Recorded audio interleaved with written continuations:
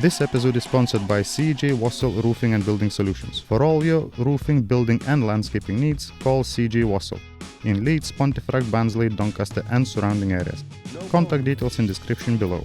You can also find them on Facebook. Welcome to No Bones Fight Talk. Today we are joined by a true UK Muay Thai legend, 5-time world champion, Mr. Andrew Howson. How are you doing, mate? Thanks for joining us. I'm good, mate. Thank you for having me. I'm good. I appreciate you coming on, mate. We know you're a busy man. So you 27th of June, your next fight coming up.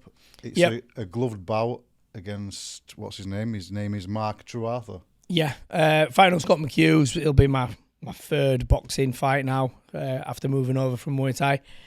I don't know too much about him. I know he's been on the scene a long time. He fights every other weekend. He's had a lot of fights. But I'm moving down again in weight for this. Like, when I signed, the only reason I went to boxing in the first place was I got a great offer from Misfits and their lights divisions, the lightweight division 61.2, which I normally fight 55, 57, like my whole career, even lower some stages. So I moved up a lot of weight for that. But I kind of walk around at that weight. For me, now I'm back training active constantly and I'm in the gym all the time. I walk around no heavier than 63 really. Yeah. So I'm dropping back down to I think 57. This fight's at.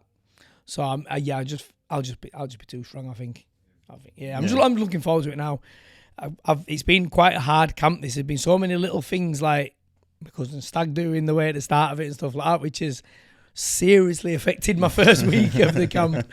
But you're back on track this week. I'm back on track. I'm sound. I were all right, but the first day back, fucking hell.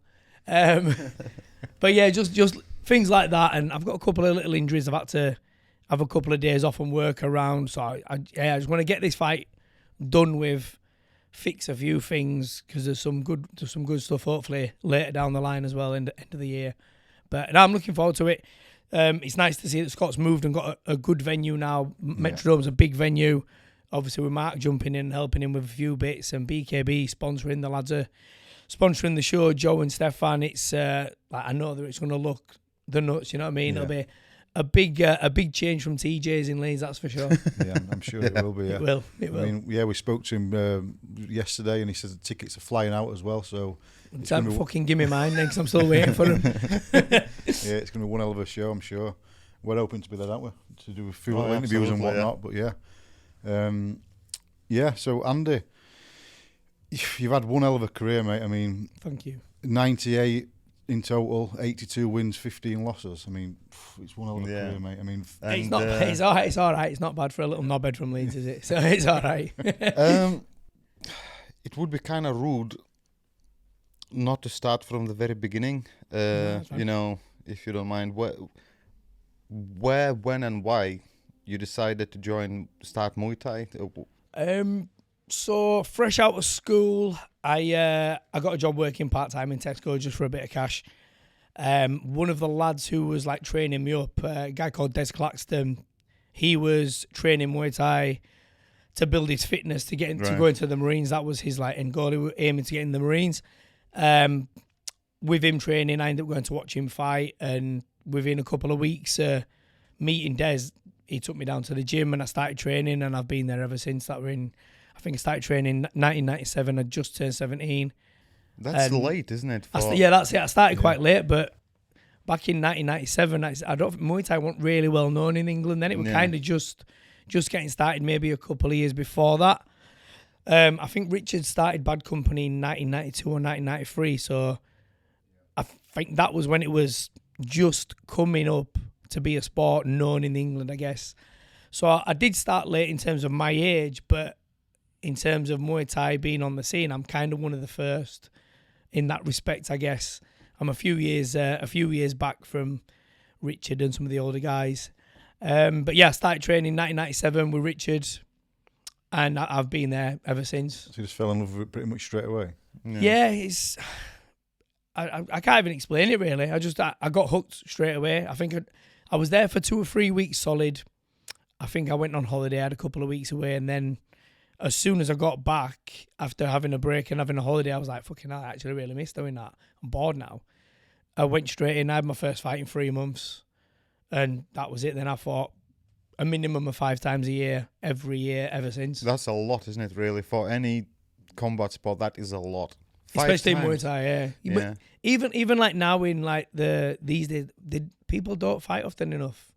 It's like me and Liam would literally fight on Saturday and be back in the gym Monday, training again. You work around your injuries, and if Richard would be like, "Oh, there's a fight next Saturday," yeah, Sam will do it. Let's go. You know what I mean? Like that. That's how we were sort of raised through the sport. How many fights you had? 90. This will be my 99 fight on Scott's. How many unsanctioned? They're all sanctioned. Oh, they're all sanctioned. Yeah, oh, that's they're all sanctioned. Yeah. In Muay Thai, it's slightly different to like the unlicensed boxing scene. Even way back, there's always a sanctioning body you have to go through in order to have your show. Yes, it's a little bit more regulated. You have to pay. Yeah, it's regulated a bit more. You have to pay a sanctioning fee to whether it's ISK, WMO, WBC, whatever. Yeah. So all your fights, which is really important to keep the standards up, isn't it? Yeah, that's professionalism it. It keeps you safe as well because obviously with everything that's involved in Muay Thai, get elbowed and knee to the head and things like that. That's your insurance. The sanction comes in and you pay your insurance. It just knows that when you put a show on, you're covered for like millions if anything goes wrong. That's it. Oh, I didn't know. Yeah, you need insurance cover. Yeah. There'll be so many little shows that go around and they don't have insurance. What is good because the reason I ask, because a lot of fighters will be, let's say they'll have 20, for argument's sake, they'll have 20. Scott McHugh is probably a good example. 20 bare knuckle fights in it. 21 bare knuckle fights. But then I'm like, how many? Yeah, that wasn't registered, unsanctioned. But probably more. Yeah, possibly. Yeah. Possibly. Because he just fights, especially with the bare knuckle stuff, because it were up until recent times, it was so under the radar and kind of frowned upon, wasn't it? It was like it's out in the middle of the street in haystacks and shit like gypsies, wasn't it? You know what I mean? Whereas now it's massive shows like BKB and BKFC and that. Every other week there's a big show now. So, and they're getting paid well now rather than, I think a lot of the times then it was just betting on yourself and chucking money in, wasn't it? But now it's regulated. It is regulated now. There's good money involved. Guys getting looked after. Especially, like, I know Stefan and Joe at BKB. I know they look after the lads. They help them with sponsors and stuff like that. So I know a lot of the guys. Obviously, we've got a lot of our guys on BKB from Osters, and they're all looked after. Like, you know, so they're getting paid. They're getting looked after. They're getting good sponsors. And as brutal as it is, they are getting looked after, and that's the main thing in it. Like the health and safety is there. So yeah, they're getting looked after. They're getting good money, and it's mental to watch, and it's exciting. It's exciting. Yeah, it is exciting. So is Muay Thai. Yeah. I've always just felt that Muay Thai don't quite get recognition it deserves. I know we spoke off camera, and it's like anyone that watches really. It's so entertaining. I mean, they never take a backward step to the fighters. I mean, nah. And I think that's the main issue with Muay Thai is the scoring, and I think the general public don't really understand the scoring. Like, I can watch a fighting. I don't. Yeah, I was going to ask you that. Can you briefly explain scoring to us then? Yeah. Effectiveness. Well, I think the easiest way to do it. Aggressiveness. Effectiveness is paramount. So if there's two fighters and you throw the same technique, whichever technique has more effect, you're winning that exchange.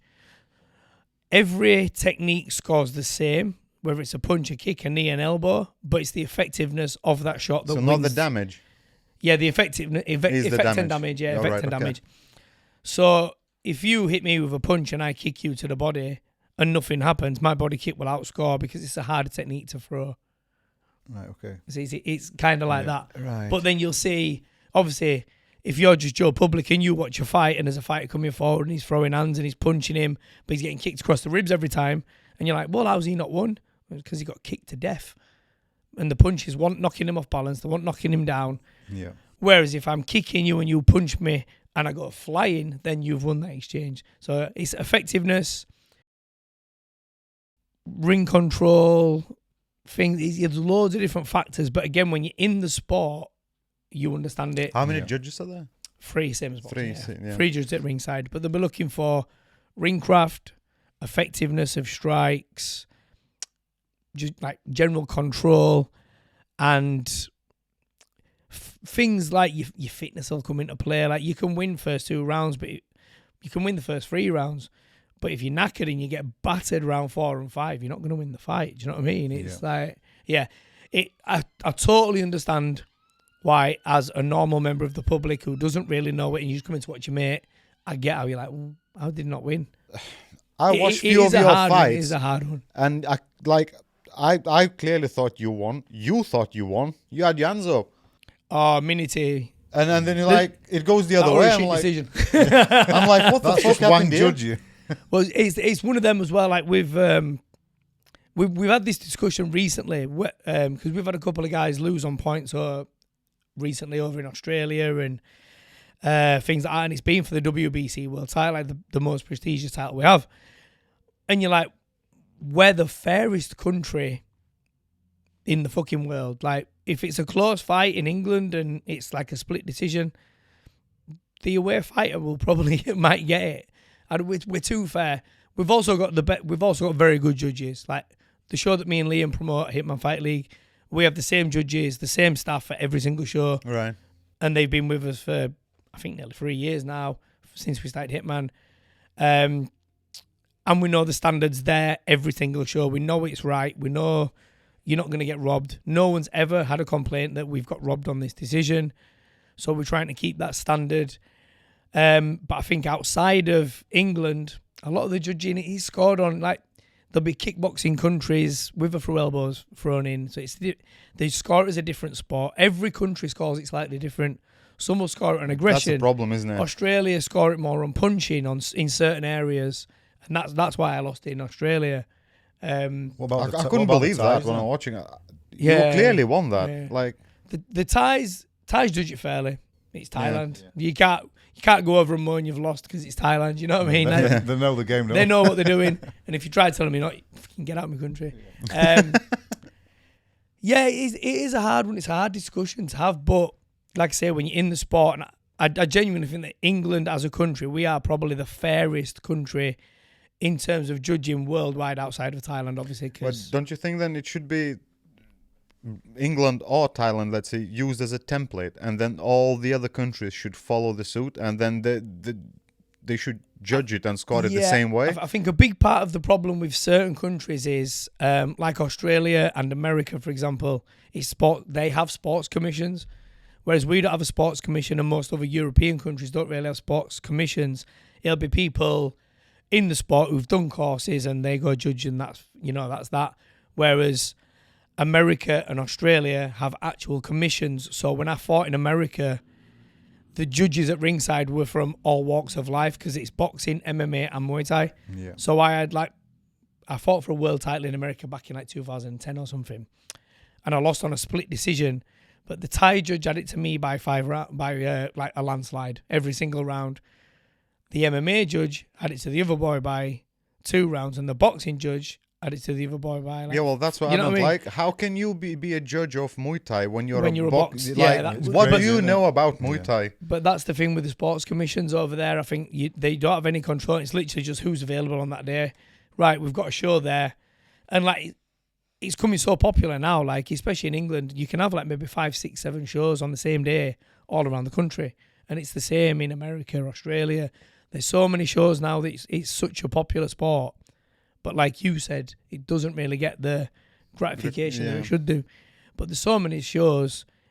How do you get the judges out there? Like we've had that problem ourselves. We're like, well, we've got a show on that day, but there's like 2 or 3 other shows, and the people we want are already booked for them shows. So how do we work around it? Like, yeah, I guess it's a hard one. Then it's like, right, well, we need to find someone that we trust, so we'll get him and him and him. Like, it's hard because it's so popular. There's not enough judges. In ideal world, you want the same judges all the time, don't you? Yeah. Ideally, we've pretty much managed to keep it like that for all of the shows so far. All right.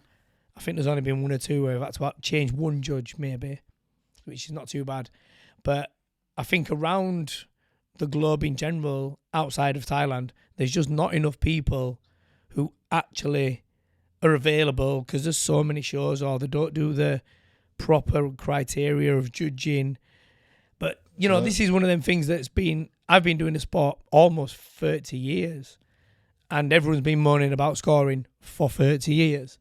So it doesn't matter what fucking happens. Well, it's like everyone's going to moan anyway. Refereeing at football, isn't it? They're always going to complain. You can't win, can you? Do you know what I mean? It's like, and to another aspect, if you think you know what you're on about, you're always going to think you're right anyway. So You're gonna lose a fight. Look, don't get me, I've lost fights now. Fuck's sake, I got battered there. No, I know where I went wrong. When you've had so many fights, you know when you're winning, you know when you're losing. You can score the fight yourself in the round. In Thai boxing, I've always done that my entire career, and I know I'm losing here. I need to pull some out of the bag, and that helps you. Then I can go back to the corner and you get shouted at, be like, I know I'm doing shit. I know I need to put my finger at my ass. Like, you don't need to tell me. I know what I'm doing. So it helps when you understand the sport, because it helps you when you're fighting as well. If you know how to score the fight and you know how to judge, you know how when you're fighting, you kind of do it yourself automatically without even thinking in your head. You'll get kicked a couple of times. Like, fuck's sake, I need to get that back ASAP. Otherwise, I'm losing this round. Do you know what I mean? So yeah, but the scoring debate's been going on for centuries, long time, and it'll never. It will continue to go on. It'll never. It's same as boxing, innit? Yeah. Same as boxing. It happens all the time. People get robbed, but I think boxing's a bit worse, to be fair. Look at last night. We've gone off track a bit, but before you go back on it, I just had a question to you as well. I don't know how to put this. Do you know, Thai fighters seem to be fucking different. Do you know when, Muay Thai fighters in general. Oh, yeah. So let's say it'll be the first round. Both fresh and no one's tired. You're knocking fuck out of each other, and I do mean like leg kicks, body kicks, knees, elbows. Everything's flying for the full round, like 5 minutes solid. Everyone's throwing punches, and then when the round ends, you just walk relaxed back to your corner. Don't you feel pain, or like? I know it's a funny, a bit like a silly question, but do you actually feel the pain, or you just think, well, fuck it, whatever? Adrenaline, first and foremost. Fucking hell, mate. So what you find when you fight, your first few fights, your first 10, 15 fights, your adrenaline kicks in. You don't really feel it. 20 minutes after you fight, you get out the ring, you're like, oh, fucking hell. You start limping. When you get more experienced, you'll throw a kick and you're like, ooh, that's going to hurt in a bit. That's really hurt, that. You can't at the end of the round touch gloves and then limp back to your corner. Because if you do that to me, I'm going to take your leg off its hinges. You know what I mean? It's not showing that you hurt. It's just shock. Both just walks away relaxed, and I'm thinking, is that just an act? Or you two like? Sometimes it's an act, and sometimes it's a case of I've just not felt it. I've been cut to shit and bleeding everywhere, and I was like, all right, okay. Because when you see some of the kids, you know, to be honest, a lot of, you know, I notice Muay Thai fighters, they're very good at checking kicks, isn't it? Like myself, you lift it. The thing is, that hurts more than actually getting kicked on the leg. Is it? Yeah. When you check it, fuck blocking. I've never blocked in like 90 odd fights. Yeah, but sometimes, when it lands just solid, when you you have full weight on that leg and it lands, and I'm thinking, you didn't even react. Like, what the? I've seen plenty of clips when you're actually blocking with your head as well. Is that when you? Is that when you're fuming, or you just think fuck you? Or... When I'm blocking with my head, that's just me being an hands knobhead. down. That's just me being an knobhead. It's that bravado, like, innit? Come on, man. Your corner man's not happy with it when you get back to no, corner. he goes mad. Yeah, that's a bit of just going. You can't hurt me. Yeah.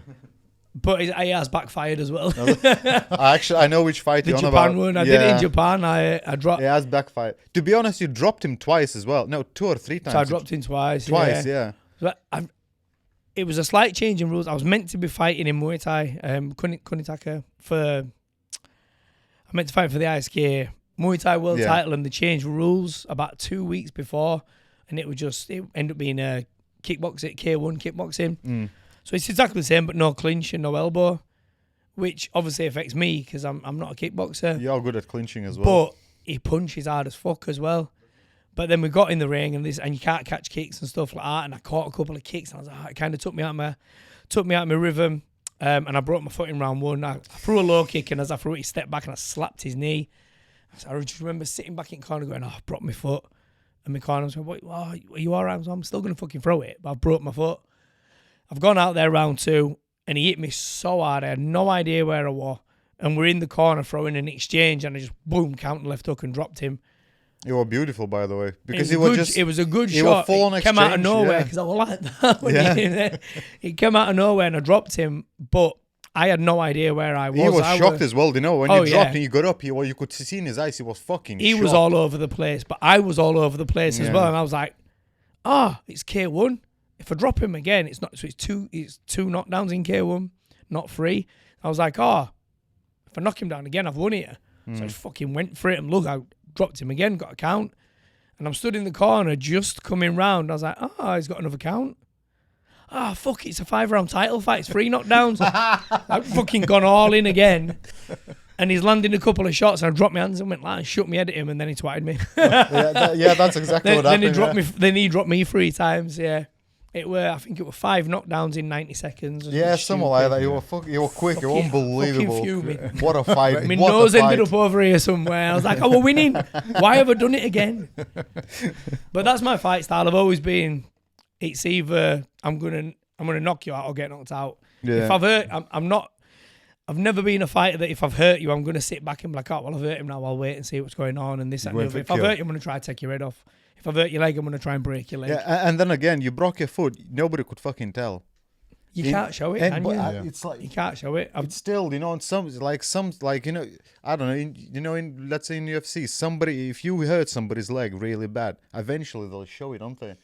Thai fighters, you never show it. So it depends how badly it's hurt, doesn't it? Depends how they do show it. They do show it. They do show it, but I mean, for me, it's just, I don't want to give you the upper hand or an edge. If you've hurt my leg, I'm not going to be like that, limping, going fucking hell. But inside you kick think, it again, go on. Inside you inside think, my heart's going, oh shit. You can't train that heart though, inside can you? That's it. You can't. I've had this conversation so many times recently. You cannot build heart. You cannot train heart. You're born with it or you're not. If you haven't got heart and you're a fighter, you're not going to go far. When did you first realise that you had that heart? Is there a moment that you think, you know what? I don't know. I've always been a bit of a scrapper. Don't get me wrong, I'm not one that was just fighting in school and I was a knobhead. But if I had a fight, I had a fight. And I wasn't asked. I'd get stuck in. And it's, you know, we've had quite a few tear-ups over the years, like in and outside the ring, just being a knobhead when you're younger. But I've always been a bit of an hard nut. And that's not like being big-headed, but I've always been tough. Yeah. When I played rugby, I was tiny. I played rugby before I did Thai boxing from like 11, 12 up until I went and started playing, doing Thai boxing, and everyone were massive. I've been this big since I was 12, 13. It's not the size of a dog, it's the size of a fighting a dog. It's mentality as well. I won't quit. I hate quitters. I hate it. So I'll go back to the corner and you'll see me begging to go out again with my faces hanging off or I've been drawn. They're like, no, it's not worth it. Fuck that. I'm going out again. I just need to land one shot and I can change it and I will go out swinging. I'd rather go out swinging and get sparked or get stopped than just quit and just give it up. And then have regrets after. Yeah, I'd hate myself. That's the kind of shit that really fucked my mental health up badly. I'd hate myself. And you can't, for me, like you can't be a coach and try and train young kids and do this and have the attitude where you're going to quit on if you're not, like, things aren't going your way and you just go, nah, fuck that. It's not going to happen. I can't go to the gym the next day and then train a bunch of kids and tell them, oh, do this when I can't do it myself. That's special. Do you know what? When you're training a young kid to do that, you're training him for life as well, isn't it? Because then in life you won't, give up. You just never give up. No matter what it is, it's just. So back to when you walked in gym in Leeds at 17-year-old. Back to the basic beginning. Did you say it was 2 or 3 months before you had a fight? I think after 3 months I had my first fight. To be honest, mate, I'm surprised they even stayed because So the old gym used to be above a church on Roundy Road. So it was all wooden floors. It just had one ring. You walked in, there was a ring. Had 3 bags on a stand, and then it was just wooden floors. And I remember walking in and watching Death Spine. I was just fucking about on the bag. And me being me, watching Bruce Lee films and shit as a kid, I can kick. And I threw a kick and you just did. Fucking slipped on my ass. Boom. Smashed me back all over this wooden floor. And some young lass came on and went, you all right? I should have ran off. Did she pick you up? She picked me up. Realistically, I should have fucked off then and never come back. But I stuck it out. And I think 3 months later, I had my first fight, and Liam did an interclub on the same day, and that were it. Then, like I were trying to fight all the time, and Liam had his first fight not long after that, and then we both just that was it. Who did he get you down to? I took Liam down. You took Liam down. Yeah. I went. Liam is the younger one, isn't he? My younger cousin, younger by 6 years. But I, like I said, I think I went for like 2 or 3 weeks. Then I went on holiday, came back, had another couple of weeks, And one of my mates actually came with me from school first, a kid called Clayton, and it was like he never really came, and I was like, fuck, I want someone to come with me who's going to train with me, and I don't want to like just rock up on my own or a bit shy. Then Liam started coming with me, and that was it. Then we just got on with everyone in the gym straight away, made some like friends for life, and I've been there ever since then. And rest is history. Pretty much. And then how many world titles between both of you? Oh God, I think Liam's got 9 now. 8 or 9. Liam's got 9. I've got 5. Yeah. You didn't do bad than you boys, did you? We've done all right. Yeah, we've done all right for some little LS9 lads. Do you know when I was doing research and I wanted to find some of the old footage as well, and I thought when you were young and stuff. Can't find any. You can, and I did, and it was the coolest thing ever. You want him falling over, didn't you? No. Kick him back. CCTV from 1997. It's this thing. It's like I can't explain it. I think if you know, you know. If I'll explain it and you know what I mean, you'll know what I mean. Then if you don't, you don't. It's like, so I press play on YouTube, and it's like, do you know from these old 80s and 90s movies how they begin? Do you know that like it was like that?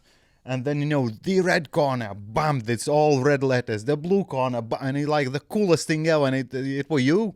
You must have been in your like 2021. The footage was that bad, you couldn't even make face. And I thought, this is coolest fucking shit ever. That's it. Like proper archive footage. Yeah. Oh, it was, yeah. I've got no footage of my earlier fights. It looked like 80s There was movie. all video. They're all videos. They're all on VHS.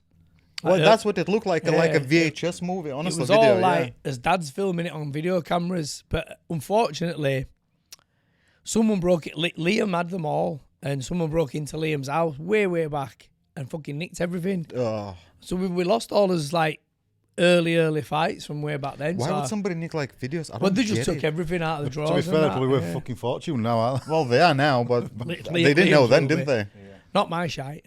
Just swinging about, not knowing what I'm doing back then. Yeah, that was what do you call it? I enjoy that. I would imagine. Was it on TV? Was it a TV? Was it on TV? Was it like footage from TV? I think it was, mate. It'll have been. Master Sken used to have a show called Night of Combat, which was on Channel 4 at like 3 a.m. It was one of the first ever. Yeah, the adverts were coming on. Yeah, the old adverts were coming on. You're right. I think that'll have been me against Damien Trainer, the first fight for UK #1 spot. So that'll have been 2005. Was it? Yeah, 2005. Damien, hold on. It was. I wrote that down. It was, yeah. Get that. CT. Yeah, in Birmingham. Not too bad. Yeah, that. Do you know what's surprised? Yeah, it's not good memory. Jesus, yeah, I'm surprised. 2005, the first fight with him. But do you know what? Do you know what shocked me about that? So I'm watching all this and I'm thinking, this is somewhere deep in Thailand. Fuck that! It's in Birmingham. I think it was Manchester. That was Oh, Manchester. Yeah, Damien's from Birmingham. But he's from Birmingham. Yeah, Manchester. Yeah. It was funny that I was laughing. I thought, oh boy, I thought this is in Thailand, and it's not. It's in England. So you was like walking to ring next thing. It's a personal advert. Yeah. Well, yeah, it was. Yeah. Yeah. I thought this is I brilliant. remember it well. So you. I thought you won that fight, really. And I thought you did. If it's the first, that'll be the second one then. That's Was the it the second second fight. one? Then Damien won on points. Yeah. The did, first fight I knocked him out. But Yeah. I thought you won that too. I thought I won that. Yeah. I was really surprised you didn't. I thought, Yeah. okay. I thought I won that. But it's one of them. It's subjective on how the score. Again, it's subjective on who's judging the fight. That specific fight, there were a couple of kickboxing guys. There were more from gyms that were known back then as kickboxing gyms, and I think that maybe swayed it. But I never complained about the decision. It was a great fight. Oh, it was a 5-round it was war, a fight. Yeah. From what I got told by the judges, basically in round 3, there's a bit. I'd won round 3 easy. I kicked him all over, and then right at the end of the round, he hits me with a right hand, and I wobbled back on the ropes, and he unloaded on me for 20 seconds, and I just put my hands down, push him away, and go, "Come on, then." Oh yeah. And I lost the round because of that. Because they're like 20 seconds of him unloading on me, which none of them landed. They're all on my arms, apart from the initial right hand or whatever it was. Nothing really landed, but then I won 4, won 5. But it is what it is. But me and Damien went on to have a really good, still now in like, nearly 30 years later, known as the best UK rivalry ever. We had 4 fights. I won 3-1. Kind of hated each other a little bit. Well, I hated him. We had it's a good story because Damien was like, when I first started fighting, Damien was like up here. He was like British and European best in champion. country. He was fighting the Thais. He was going to live in Thailand. Yeah, he lived like He for was- 6 months in Thailand Yeah, or something. yeah. He Just lived before fighting for that you, isn't fight, it? yeah. And he was like the top boy. So obviously I wanted to fight him, but at the time I looked up to him. And the first fight, first 2 rounds, again, I like kind of didn't really do much. And I came back at end of round 2 and Richie went fucking mental. What are you doing? You're giving him too much respect. Just fucking hit him. Then I hit him and put him on his ass. And he was like, oh yeah, just hit him, it works. But there was a bit of controversy around. I hit him with right hand and dropped him, beat him up for the rest of the round, and they didn't come out for round 4. And he said he broke his hand, and that's why he didn't come out for round 4, which I couldn't care less. I dropped you. I was winning anyway just because of that. I won the fight by TKO, but then like within 6, I think it was 6 or 8 weeks later, Damien wins a fucking title in Hong Kong. But yeah, gone round saying he only lost because he broke his hand. I was like, well, you can't broke your hand that bad if you fought 8 weeks later. Yeah, obviously he didn't. Yeah, Do you know? So we had this little bit of like digging at each other over that. We had the rematch a year later to the day, pretty much, and he beat me on points. And then it took me, fucking hell, 2010. So we fought 2005, 2006. It took me till 2009 or 10, I think it was, to get the rematch. So I wanted my number 1 spot back. And then I got the rematch on the same card that Liam fought Sanchez for the first time and battered him in Croydon, just beat him up for 5 rounds, got my number 1 spot back. And then we just started having a bit of online. Like, I think it might have been Liam that started it by accident. But he wasn't even know to do with Damien. He didn't really say, oh, it was just like, right. He said, well, I've seen all these fighters putting highlights up. They've had 3 fights. Where's Howson's highlight, really? Most exciting fighter in the UK. Where's that? And then people started like making little highlights of me, and a lot of them were just me and Damien because we had so many fights together and there wasn't much footage. And I think Damien wrote on something. He wrote on one of the videos, I only lost because you were bigger, and you were bigger than me, and this, that, and the other. And I was like, I weighed in lighter than you for every fight. It's not my fault that you refueled with a packet of Monster Munch and a Lucasade. Do you know what I mean? Like, he literally fucking did. Oh, he did. And I'm like 4 litres of water, fucking chicky, right? You know, I refueled properly. And don't get me wrong, like I was big when I fought him. I weighed in 55 and got in the ring 62, 64. I was big. But you can't blame that, and that's why I beat you. Like, it's not my fault. Move down then. Like, I fought from 52 to 55. So I can make lighter. I've done it many, many times. Yeah. And you're moaning that I'm heavier than you. Like, fuck off. So we started then having a bit of an argument. Then I moved to Birmingham to run a gym later in my career. And I fought him again for the last time on his home show in Birmingham, like literally 3 months before I moved to Birmingham. So I was like, fuck's sake, if I don't win here, I can't move to Birmingham. I have to. And the guy that I was going to run the gym for was like, you can't lose. Did he say that to you as well? Yeah. What's He's the like, you big can't, pressure on you? you can't come here losing to him because we want you to come down and like we're the number 1 gym in Birmingham. You beat up the best fighter in the UK. Which gym was that? I went down to run a gym called Black Widow. Black Widow. Yeah, which we'll go into that. You must have felt pressure then. Yeah, I was shitting myself. It's the first time I fought ever, and I was in the change room. I felt really good at hitting pads, but then as soon as I stopped hitting pads, I was like, why am I doing this? I was looking out the window going, why am I even doing this? What's the fucking point in all this? But as it is, yeah, I beat him up. I beat him up bad. Like, the last round, in Muay Thai, there's a thing where, like, fighters know they're losing, they'll touch gloves in the last round, and that give you the round. He did that in last round. And as soon as he touched gloves, I started fucking celebrating like I've won here easy. Liam, stop fucking about and hit him again. I remember touching gloves going, sorry, mate, wham, and kicking him. And like the head official give the last round 10-8 to me, give it like I'd knocked him out, so he quit. So I won and I moved to Birmingham and I ran Black Widow for almost 2 years. Had a great stable of fighters, built the gym up nice, we had quite a lot of members. And I did have a bunch of really good fighters because the gym was brand new. There was no one came to me having fights previous. So I had to build up the fight team. Is that better for you, or if somebody would come in from other gym? In one aspect, yes. Yeah, because you get to mold them to how you like it in your style. No bad habits and stuff, yeah. Yeah.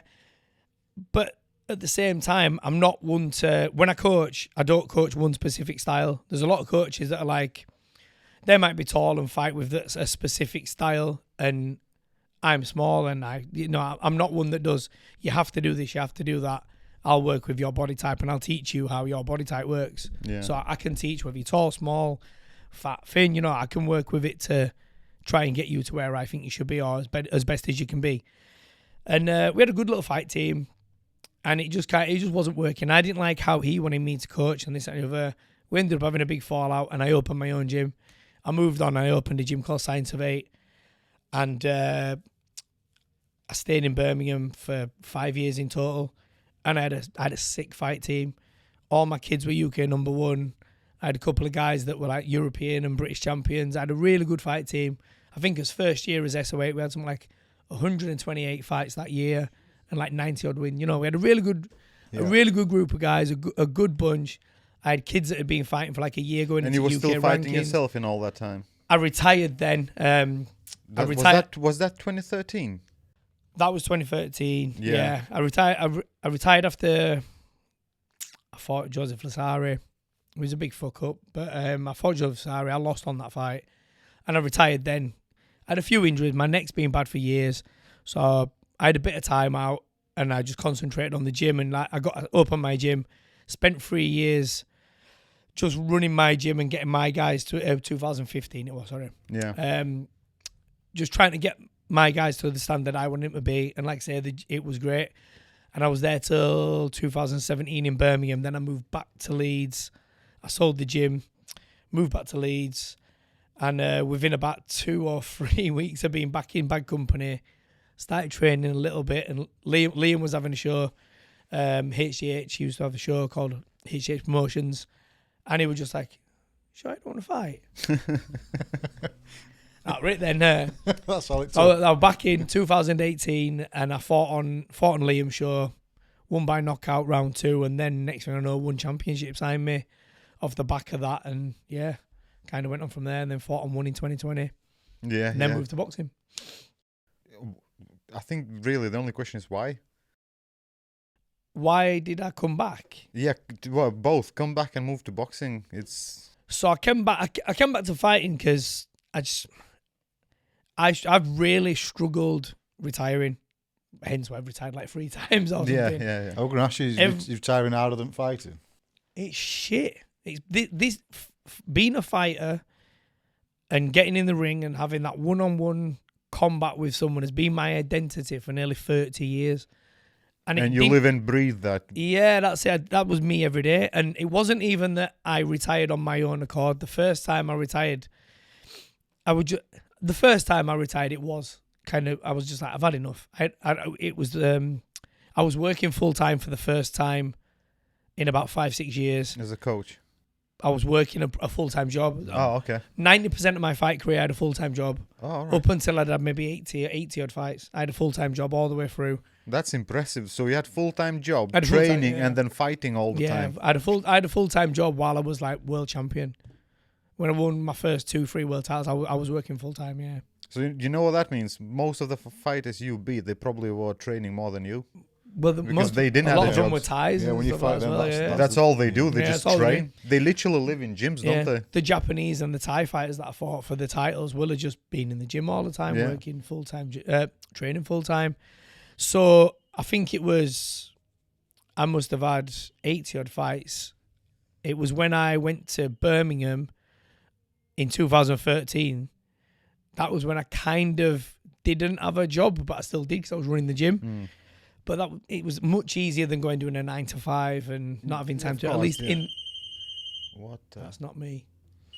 At least in the gym, I could do stuff. Pause. Jeez. Yeah. So, after retiring the first time, which was my choice, I came back. Had a few more fights. But in fact, we'll go to a different part because we kind of skipped a big chunk. I retired in 2010. Like I said, I was working a full-time job at the time. Yeah. And I was just too busy, and I was trying to train. I was out working. I was working late as well. I had a decent job for first time in fucking ages, and actually had some money. I was contract manager for a security firm, so I was driving up and down the country. I might like drive to Manchester, Liverpool, Birmingham, London, you know what I mean? And then I'm trying to train twice a day. And the fight in question, I was defending my world title and my number 1 spot. And I'd trained for 2 weeks. And I said to him, I'm not doing it, Richard. Like, I'm not fit. Just pull it. I don't want to do it. You can have the belt. You can have number 1 spot. I'm not doing it. But ended up, I did it like an idiot. And that was that. I lost my fucking world title, lost my number 1 belts, lost my number 1 spot.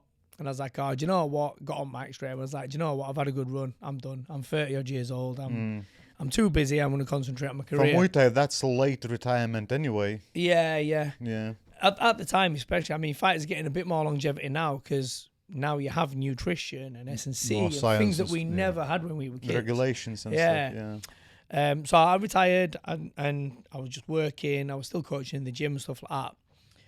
But then I got offered the opportunity to go to Birmingham and be a coach of this gym.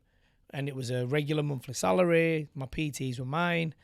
And it made sense. I can go there. I can do what I want to do, what I love and what my passion is, and earn money doing it.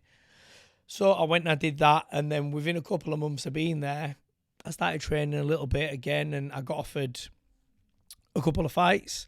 While I went travelling for 6 months with my partner before I moved to Birmingham. And while I was away, I got offered a big, what was then for a big fight, a big show called Main Event. My cousin Liam was Main Event. And it was against a guy who I'd got a really shit decision against.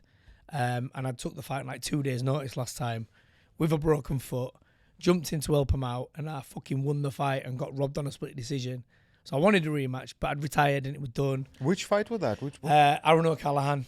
A guy called Aaron O'Callaghan in court. I'm sure I've watched that as well.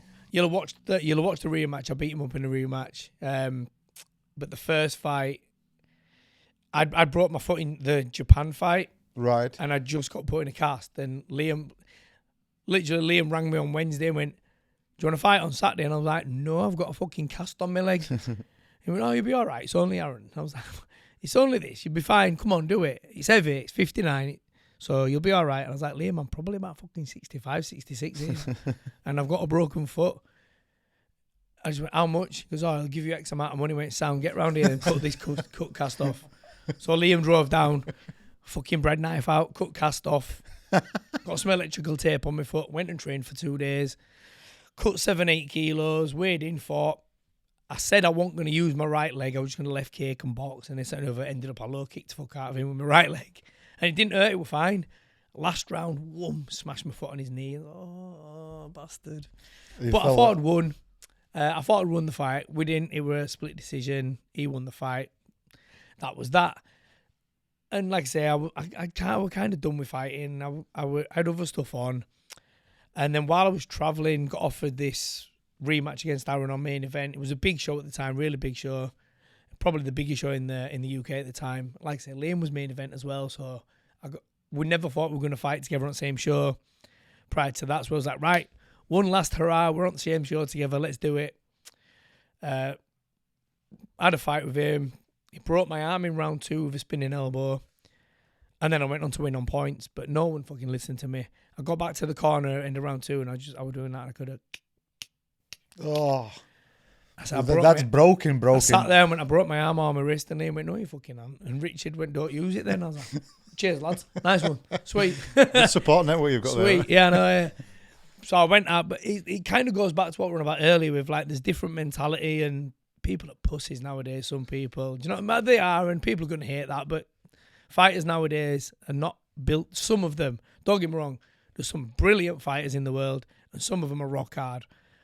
But some of them are just Instagram fighters now, and it does my head in. It winds me up because I've been through some shit in my life. I just think in and out the ring fighting, and this is like one of them. You know, a lot of people break their arm, but nah, I'm done. But I went. Luckily, I came out round 3, and I beat him up 3-4-5. I won the fight. Took my glove off of my arm, went whoop, and bent in half. Look, the glove was holding. You can see there the scar. The glove were kind of holding it together. As soon as I took it off, if you're moving and you can hear a click, that means it's fucking, it's snapped. I went, be careful taking my glove off. As soon as I took my glove off, I went, I told you, and Liam went, oh, yeah, you brought your arm, mate.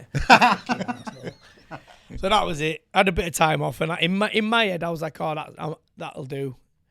Then I moved to Birmingham. After that was just before I went travelling. I moved after I come back from travelling. Sorry, I was in Birmingham teaching, and I was just happy teaching. I had my guys, and the distraction of having my guys took away from the fact that I wasn't fighting anymore. Then all of a sudden, I got offered the WBC world title, and there's no way on earth I was going to turn that down. And at the time, I think there was only one WBC UK champion. What year was male? This will have been 2014. 15. Oh, 14. 14, I think it was. Yeah, September 2014. And again, Liam was the main event, fighting the champion to take his belt off him, WBC world title. And I was like, well, it's another time for me and you to make history because we'd won the WMC titles together on the same show. We'd done a lot together as a family in the ring, and was like, fucking hell. We said we weren't going to fight again together. Now we're going to do it one more time then. Right, let's go. So, yeah, me and Liam fought for WBC world titles. Both won. So, what a night. Both won WBC world title. Fucking brilliant night. Was that highlight of your career, that? One of them, yeah. I mean, like, it is and it isn't, because for me, the opponent I fought, I think it should have been someone better, personally. But I don't pick the opponent. And as soon as it was announced, I was like, well, it's a hard fight, but I know I'm going to win. He were a bit smaller than me, and it's not being disrespectful, but I'd seen him fight at 52 and stuff like that, and he was a bit smaller than me. And I just knew the fight was at 53.5, so it was a bit lighter. But I knew the next day I was going to be significantly bigger than him. I knew I was better, and it's not being disrespectful, but I'd have preferred... If you know, you know, isn't it? I'd have preferred someone better. I'd have preferred like a good Thai or just a little bit better fight, especially for that belt. But I get who I'm putting. Whoever's put in front of you, that's who you get, and it wasn't my choice. I had no say in it. Well, he's still coming in there to take your head off, isn't he? Yeah, he's going to try knock me out, and I'm going to do the same. So the WBC picked the opponent. I had no say in it. But yeah, I would have preferred to win that specific belt against someone higher level. But it was a good. It was a good fight. I won on points. Liam won on points. We had a great, another great time fighting on the show together, and that was it. And then I think that was 2014. Off the back of that, I got offered a big fight in Australia against Minity, which is the fight you was on about where you won. And that was on John Wayne Parr show, fighting in MMA gloves. So 5 rounds, MMA gloves, in a cage, CMT. So I was the first English fighter to fight on CMT. I think I was one of the first fighters to fight MMA gloves. Muay Thai. Before I won championship, we're about doing it. Did that in 2015. Lost on points. That were another world title. And I was like, fuck, I won that fight. But yeah, did that. And then when I came back, I was like, well, I'm done now. I am done now. I retired in 2015 after 4 minutes in. I fought Joseph Lasari. I lost in that fight. I shouldn't have really done it. It was just a fight I shouldn't have done. I wasn't very well. There was a lot going on. I lost fair and square. But I stopped then. I was like, right, I'm done. I'm 100% done. Then, like I say, I moved back to Leeds, start training a bit again. And Liam won't phone Liam again. nudges. Yeah. Trying to fight Leeds, show. Bad influence. But in Birmingham, I couldn't really train. Obviously, like I say, I built the guys up. There was a few really good guys in the gym. I had a guy called Rob Peacock who lived in Thailand and held pads well and stuff like that, and trained a bit with him. And I had a young kid called Oscar that I trained up from. He was like 12, a very good kid. I trained him up to be like one of my coaches. So I had those guys. But in terms of like elite level coaching, Liam and the guys in Bad Company, I didn't have that. So when I was fighting while I was down there for the WBC and the fight with Minity, I had to take all my holidays at once and just move back to Leeds for 3 weeks and do my last 3 weeks there to get ready for the fights. So it was hard. Like, I couldn't really. So it's not ideal preparation. Wasn't ideal. And you're doing that for the world titles. For WBC world title. And yeah. So I did the first 3 weeks. Our last held pads for me every day for WBC. How old were you when you won your first world title? My first world title, 27 maybe, 27, 28. That's 20. incredibly late, isn't it, really? Because Well, you this is started the thing, training late. Because most of, like, I know not now, but before, by 25, most of Thais used to be retired, weren't they? Oh, they used to be back in the day, yeah. Yeah, late 20s were probably the cut-off point. But Can't even work out how old I was. I think it was 2007. So yeah, I'll have been 20 something. Yeah, I think it was 2007. How did that feel when you first got your title wrapped around your waist? I was buzzing because I made it such hard work. It was hard work. I made it really hard work. It could have been easy. Like I fought a Japanese opponent who was very, very good, Kunitaka, and he was AJKF champion, world champion himself, European. You know, he had everything. Came walking out with like 4 belts when he fought me, and I was like, fucking hell, he's really good, him. And he was known for body shots over in Japan. I've always been known for having a good body shot, so it was kind of like billed as the battle of the body shot. None of us really threw it. We just fucking went wild, and it was just dung, dung, dung, dung, you know, just like toe to toe, 5 rounds. But he dropped me in round 3. I went to elbow him, and I missed, and he elbowed me and dropped me, but I didn't get a count. I literally went and bounced up to my feet and carried on. So I would have lost the round, but it wasn't a count. And then I battered him the rest of round 3, and absolutely battered him 4 and 5. Liam just went, go clinch him. I was like, okay. Grabbed him around the head, and he had no idea how to clinch. Like, why didn't I do that fucking 3 rounds ago? But it was a great fight. Because it was a war, I had to dig deep. I ended up getting cut in the last 10 seconds. It was just like a proper Rocky-style world title fight. And that's when I was like, I deserved that title. Because I got put on my ass. I got up. I battered you. Like, I had to work for it. It's against a good, credible opponent. And I've worked my way up to get to this point. I didn't just have a fight and then 3, 4, 5, 6 fights later, I'm fighting for a world title. I was fighting for literally nearly 10 years until I got a world title opportunity. And I won every major title on the way.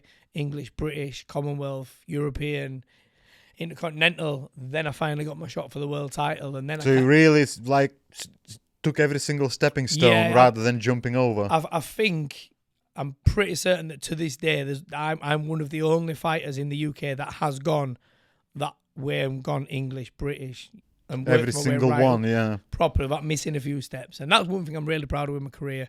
I fought all the best European. How many belts do you have then? Apart from 5 world titles. I don't even fucking know, to be honest with you. About 13, something like that. That's good going, isn't it? That's a good going. Well, 13's an unlucky number. That's why I'm 27 for June. You need 14. 27 for June. 14 makes it all right. I think it's about that.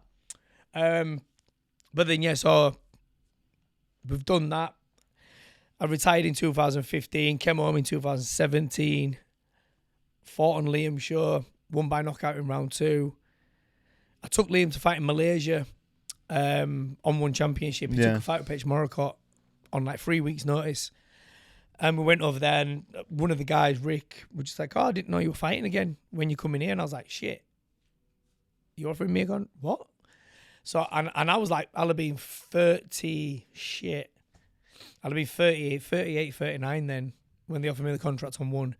It took a year or so to come over, but I got offered a fight eventually. I got the contract, signed the contract, and it took a year from signing the contract to get a fight. So by the time I actually fought, How come that long? They've just got so many fighters on the roster, and many shows as well. Yeah, there's so many shows. Do you remember Furkan said the same thing? It took them forever as well. Yeah. And it was also, so the division that I moved into, they didn't have at the time. It was like Misfits. The lightest division they had was 61, the lightweight division. Then they got the featherweight division, which were 56.2. So he was saying to me, look, we're going to start this division because a lot of the guys in like Same and Joseph Azar, a lot of the guys were actually 55, 56 kilo fighters, but they moved up because the opportunity. And they realised that there was a call for these lower weight fighters. So I was the first fighter to get signed into that division, and then they kind of built the division up. So it took a year because they were moving the fighters across and signing new guys and whatnot. So I took that fight, but like I say, I was 40 years old. My body was starting to quit on me when I was doing Thai boxing towards the end there. It was getting hard. I couldn't, kicking pads were just getting harder. And I've always held pads as well. Because I'm small and holding pads, I held pads for Liam every day and stuff like that. It was just getting too hard. But I trained my ass off. I felt in great shape. I felt really good. And yeah, I won the first round. Round 2, he caught me with a knee. And I didn't think it did out. And then about a minute later, I was like, ooh, you bastard. Mm-hmm. And then I got knocked out. Josh Tonner, great fighter from Australia, caught me with a really good knee. dropped me with a knee, and the ref, I got up, but the ref waved it off. I was a bit unsteady on my feet. And then I was like, fucking hell. Right, I need to get back in ASAP. Then COVID hit. So that was it. I was like, I'm 40 years old. COVID's here. No one knows how long this is going to go on for. It ended up going for what? Fucking 2-3 years nearly. Yeah. I'm just going to concentrate on doing seminars and whatnot. So I messaged Chatry, the owner of One Champion, said, look, mate, I'm 40. I'm not going to get a fight anytime soon, so I'm retiring. Luckily, he was fine about it. He said, no worries, mate. I get it. Thank you for being a part of it. I retired in 2021, I think it was. And I thought that was it. But moving to Misfits came about just so weird and random. So me and Liam go work for a guy in Tampa, quite regular, really good friend Nick. We go there 3-4 times a year to work for him. And during COVID, me and Liam went for 6 weeks to do a seminar tour. The only place you could go outside of the UK was Dubai. To get to America, you had to do a 2-week isolation in Dubai. So we did 2 weeks in Dubai. We've got a lot of friends in Dubai, so trained at their gym, did a few seminars there. And then we did a 4-week seminar tour in America, all around Florida. And literally just worked all the way around Florida. There was one of the gyms we went to. A couple of months down the line after all this has gone on, we've come back, we've done this. Something's online, Dean the Great, Misfits fighter. This is what happens when a Muay Thai fighter fucking calls me out and this, that and the other. And it's inspiring some kid. And Dean's just a streamer at this time, but it was the Misfits boxing champion. And I've lost my shit because I know the kid. And I've wrote on it, listen, you little pussy, I'm going to be there in 2 weeks. Come spar me.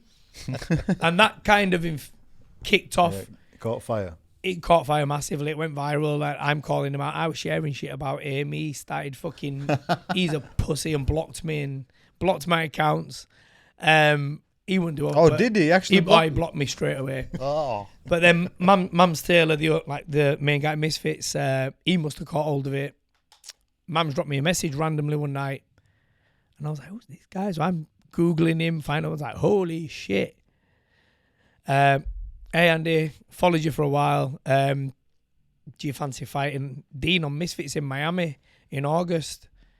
And this was like, I don't know, January or something. I was like, I'd fucking love to, but I can't. I had Liam fighting on One Championship in August, and that was already in Denver.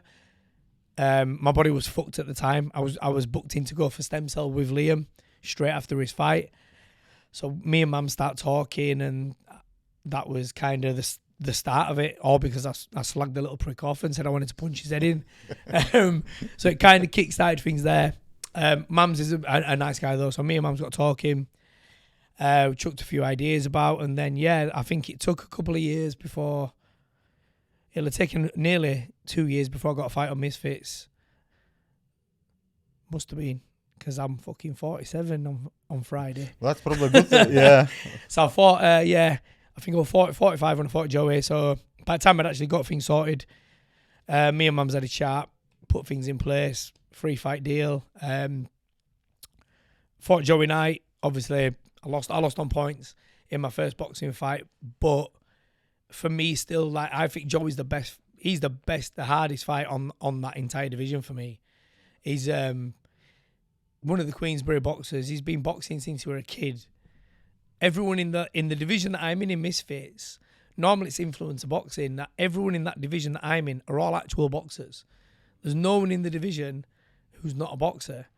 Like, obviously, Dean wasn't. He was a streamer. But since Dean's come to Misfits, he just trains boxing all the time now. Yeah. Cray, who was the champion recently, he's fucking Golden Gloves New York champion, amateur boxer. Decent pedigree.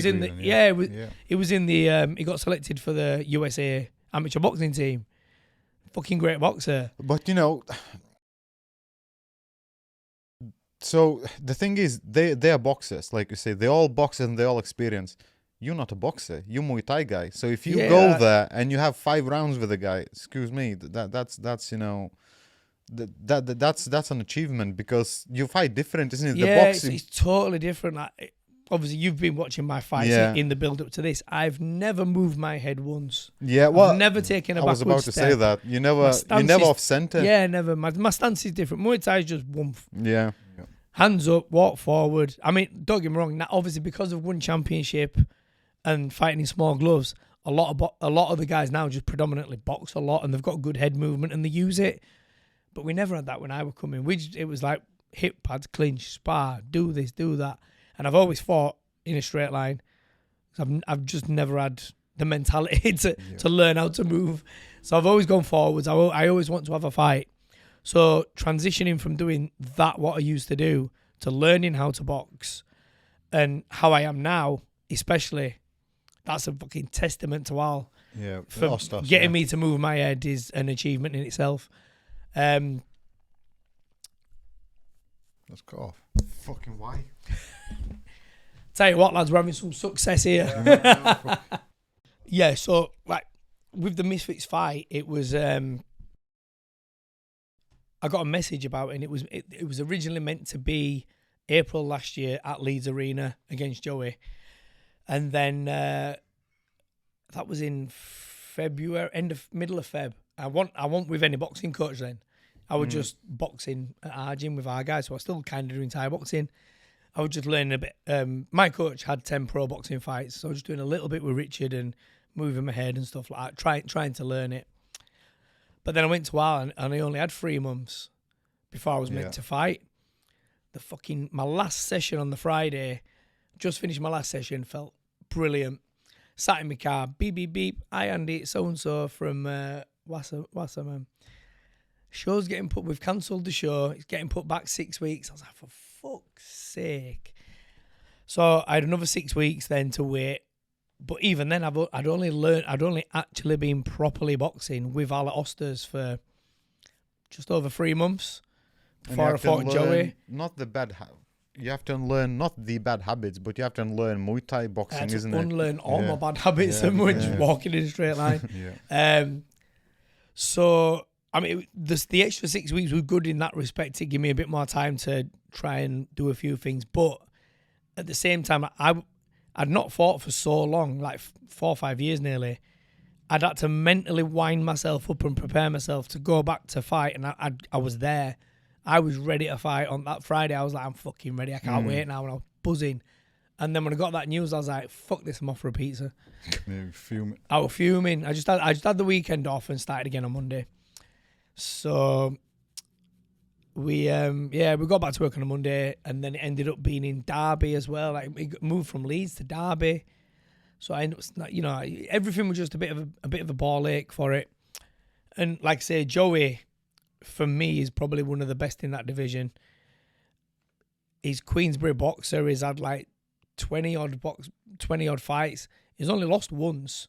His only loss was to Cray, who, as I said, was New York Golden Gloves amateur boxing champion and got selected for the USA team. And it was one of them. I watched that fight, and Cray fights like an amateur. He was in and out, trying not to get hit. But then 4 and 5, Joey battered him. And he hits hard, Joey. He's got a good punch on him. He's naturally bigger than me. And I was like, right, this is going to be a fucking hard fight, this. Like, for me, that's the hardest fight in the division now. In and out styles completely. Yeah, totally different away styles. from what you're used to, yeah. And it's a shame because he's a great guy, Joey. Like, I speak to him quite a lot. He's a lovely kid. But I'd love to do it again in the future because I'm way better now than I was then. I can box now. I couldn't actually box then. It was still a little bit of Muay Thai for the first 2 rounds. It's not that you couldn't box. You were throwing good combinations. The problem was your footwork wasn't there. I couldn't get my feet in line, yeah. Well, this is it. Like, I think that's why we've both kind of been benched a little bit. Not being disrespectful to Misfits. I know they've got a lot going on, but how Mams expected that fight to go and how I expected that fight to go was me and Joey standing in the middle of the ring and knock the fuck out of each other till one of us goes down. Joey's got a big punch. My nickname's the Punisher. I walk forward, have a fight, and that's how Mams wanted it to be. And do you know what? That's what Misfits deserved. That's what I wanted to do. I wanted to stand there and have a fight. But Joey fought smart, and he was in and out for the first 2 rounds. And he hit me with some big shots in the first round. He hit me with his best shot in round 1, or round 2, should I say? And then he got on his bike. Then he ran away. Do you know what I mean? And I was chasing him then for the next 3 rounds. So I think that was that played a factor into stuff, because if we'd have just stood there and had a fucking great fight for 5 rounds or however long it might have been, so one of us hit the deck, we'd have both been back straight away. Yeah. And the fans would have been like, wow. However, you know, it want to be. I trained with Joey's coach at Christmas because my girlfriend's from Essex, and you know, he's down there, down that way. So I went to train with him, and I was like, "Why don't you fucking stand and fight me?" And he's like, "Mate, I run a Thai boxing gym as well. It's not like I don't know who you are." As soon as the fight got matched, I was like, "Right, on your toes, get away." This that, and the other. Fuck's sake.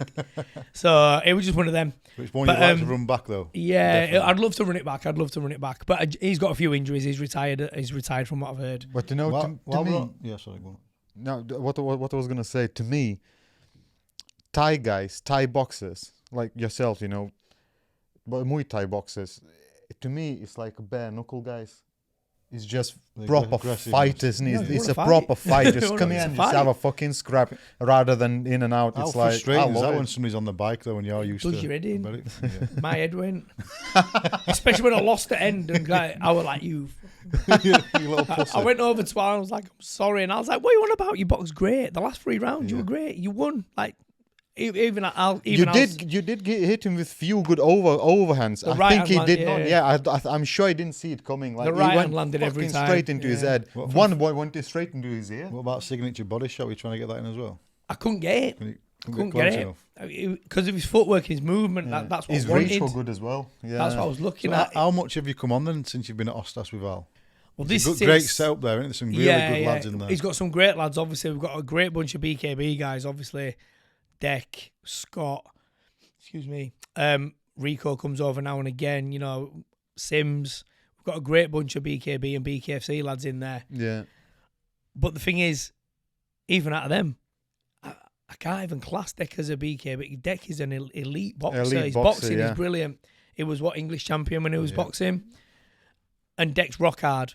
He's rock hard. He's got great boxing. And him taking that to bare knuckle, that's why he's such a problem. And he's just finishing suits people him so well. Yeah. Because a lot of boxers, he doesn't suit them at all. Nah. And him somehow is just the full perfect for him. when he came over, it was absolutely atrocious. It were awful. Yeah. It was awful. Don't matter how well you can box if you've not got that. It's not boxing, is it? Yeah. It's a street fight. What about Scott McHugh? What are your thoughts on him? Apart from being an idiot. nah, I love Scott. He's a great kid. Message? Great. Oh, I've got a message actually. He's wanting me to propose a fight to you. He wants to fight you in Muay Thai at bare knuckle. Silly cunt. I'll boot his leg off. Don't need me hands. I'll boot your kneecap off his hinges, mate. Wait till I see him in this gym. That's a yes, though. Yeah. No, I won't mind. I can't even chin him. I hit him and I bounce off him. He's massive. He's just got monkey strength, and he's just rock hard. He's a bit taller than you as well. Just a little bit. Just a little it's not bit, hard to be taller than me, is it? Let's be honest. And what's it been like working with Misfits? As a firm? Like I said, it's hard. Like I deal directly with Mams, which is good because I've got a good relationship with Mams. He's a lovely guy, but they've got so much going on and they've got so many guys on that it's hard to kind of know where I'm going with it because it is influencer boxing. I'm not an influencer. Yeah. I'm a Muay Thai fighter that's got a bit of a name now and come across and got a decent following. And I got put on because I wanted to punch Dean the Great's lights out, and he's not even on it anymore. And like I say, I think because me and Joey didn't light the stage on fire in that first fight, like I think he wanted, I think that's kind of damaged it a little bit. However, like I say, they had a show recently. It was on the same day as I fought on Al's show when I won by body shot. It was on the same day, but the wars had all started. One of the main fights, Argentinian King against Walid. Walid now lives in Dubai. Walid's flight got cancelled. Mam's got a BKFC guy in to fight King. He gets a phone call from Walid saying, I'm going to get the flight on Friday. I'm going to be there, or Thursday. In between that, he rings me. It's, how's it going, bro? Who's pulled out? This has happened. And I was like, yeah, fuck it, I'll do it. What weight? Agreed to it, agreed some sort of money. It turned out it was against the guy, he wanted me to fight the BKFC guy if Walid could get here. Yeah. But it was 10-0 or 12-0 in BKFC. He was the BKFC world champion, like 20 odd years old. What was his name? I can't remember his name. I'd have to dig it out. I can't remember, to be honest with you. He was a good fighter. I can't remember. I'll dig my phone out, but I can't remember. But anyway, it never materialised. He was taking the fight on short notice. I thought it was going to be the lightweight division, 61.2, but I was fighting at 59, so I was walking around under that anyway. And it just worked out. He wanted 63, I wanted 61, and we couldn't come to an agreement. But because I was easy to work with, Mams was like, right, listen, we'll do a show in Leeds soon, blah blah blah. I got a call a couple of weeks later saying, right, Leeds, we're going to do Leeds in April, end of April. And I was like, right, sweet, I'm on, let's go. Then he goes, I said, oh, who's main event? He goes, oh, Fox, who's now the champion in my weight. And I was like, oh, sick. This is Fox the G. Yeah. I was like, oh, sick, who's he fighting? He went, you. I was like, oh, shit, sweet. I was on fighting for the title, yeah? Yeah. You and Fox for the title in your hometown. Main event at Leeds Arena. I was like, fucking yes, get in, let's go. Straight into training hard again, feeling good. And then it just never materialised. Something with the venue, or they couldn't get his own dates to do the pay-per-view, so it didn't happen. So we lost that. They asked me to do it on the Fury card, which is coming up. Tommy Fury against Eddie Hall. Yeah. But unfortunately, like, Liam gets married the day before. So I was like, I can't be at a wedding and at a weigh-in in Manchester and doing press conference and this and the other. So I had to drop it. So from what Mams has said, I do need to catch up with him. Maybe September, Leeds Arena. But from what I know and what I've been told, the fight with Fox for the title, if you still got it, the fight with Fox for the title is still on, hopefully in September. So yeah, I've just got to wait and see. I just want to get a couple of weeks out of the way first. I don't want to think ahead to that. Too far. Yeah, I don't want to think ahead to that because I've done it before and I've lost because I've been thinking about that fight and I fucked this one up. Yeah. Scott's is the main priority right now. Yeah, June 27th. All my focus is on that. Yeah. Beat this guy up. Become a two-spot world champion at fucking 47 years old. And then shock the world and all them dickheads on Misfits. Beat Fox, take the Misfits belt. And hopefully then set me for some big fights on Misfits, hopefully. I want to have one more year. If my body can do it, I want one more year next year. What were you thinking? Do what you're going to do this year, then next year go hard at it, and then that'll be a wrap. It'll have to be. Yeah. But I'm hanging on by a thread. But never say never. I'm a fucking idiot but I'm hanging on by a thread at the minute. I've got a lot of injuries. Do you think if you do coaching, does that help you? If you know when you're not fighting and you're retired, because if you retire, a lot of fighters when they're retired, they lose their heads, don't they? Because there is nothing to do and they don't know what to do with themselves. That's the thing. Like, but if you're cornering people and you training people, does that help you? Yeah, 100%. I think that's what when I did retire and I had the gym in Birmingham, I wasn't bothered. Because I was still at fight shows every week. I had my guys, and I had exciting things coming up for them. So I was really excited, and I loved training people. I still do love training people, but I'm in a situation now where my body's fucked from holding pads. Like my shoulders are knackered. That's why I want to get this fight out of the way. I need to do a few things and get my shoulder fixed up, hopefully, so it's all right for September. And then once the September fight's out of the way, if it happens on Misfits, and I'm getting a better payday on Misfits, I'll have a bit of money to go get sorted. I need surgery on my shoulder. I know I do. I need it before Joey. I tore something in my shoulder. I don't go into too much detail and let people know. But what were you thinking? Stem cell treatment? That's what you were referring to. Well, I've had stem cell, but I do. Does that work?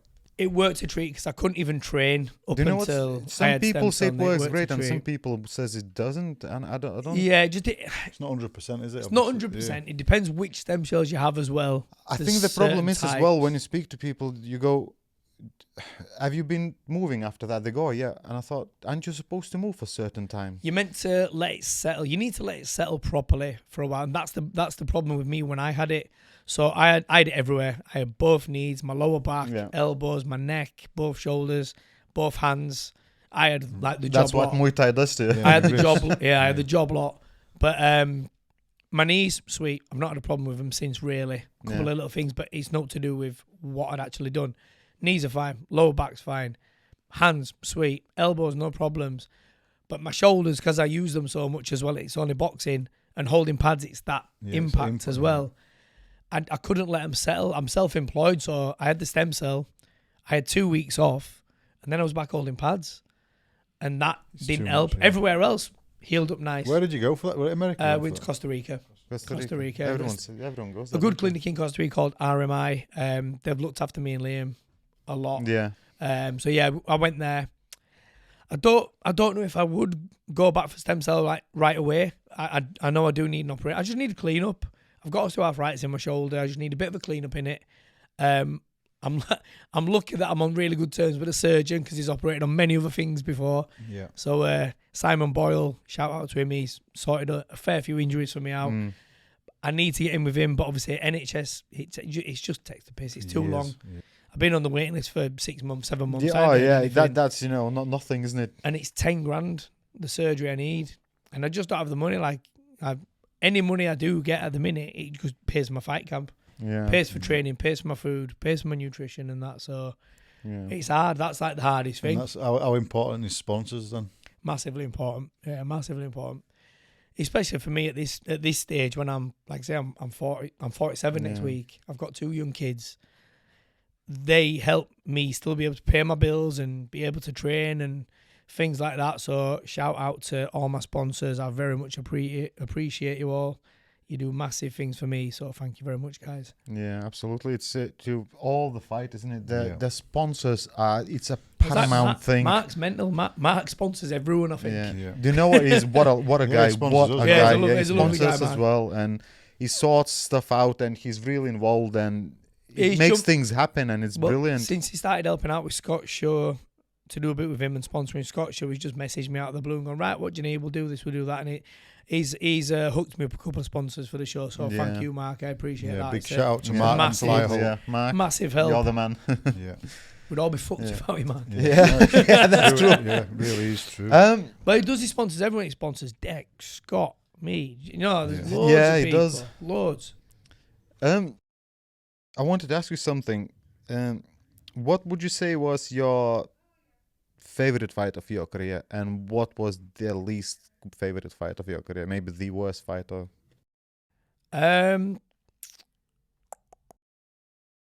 you have to have a few where you had one and you thought, you know what, this was great, and you had another one and you thought this was the worst thing ever. I've got a few. My favorite fight is my very first time I fought a Thai. We all fought in Birmingham, myself, Liam, and a couple of other top guys.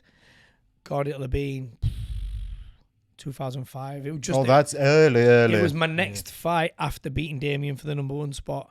I fought a Thai who was Omnoy Stadium champion, top 5 in Rajadamnern and Lumpini Stadium.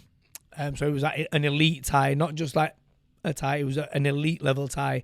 And Liam fought one of the best there ever was, Duao. Duao would beat like Anawat Howson 3 times or something like that. Anyone knows Muay Thai will know who Anawat is. But like we came down to get the bus on the morning of the fight, and all the Thais are sat at the internet computer thing and called us over. And me and Leo, what's going on here? And we go over and like, look, and they're showing us fucking pictures of them with all the belts on and the fight record, like 250 odd fights and that. And they're trying to intimidate you. Yeah. And while they're doing it, they're like that, grabbing your body and touching, like, oh, strong. Fucking leave me alone. But we had a good fight. But that was, I didn't really know, I never knew how to score properly back then, like I was on about earlier. It's just a fight for me. I just like having a fight. I enjoyed fighting. I love Muay Thai. I got the gist of it, but when I'm in the ring, it wasn't about scoring, it was about having a fight. Like, from even now still, yes, you have to score, and I understand you have to score at certain times. I think it takes away a bit that scoring thing, because if you just want to have a fight and then I have to score it and make sure I win, it takes away a bit, doesn't it? Some people, there is some gyms are just like scoring orientated. It's do the kick. But your goal's to go out and finish him, though. Yeah, that's your goal. Me and Liam have always been like, I want to knock you out. If I win on points, fine enough. But I want to knock you out. Like, that's what I want to do. It sounds horrible, but I want to hurt you. Like, a fight's a fight at the end of the day.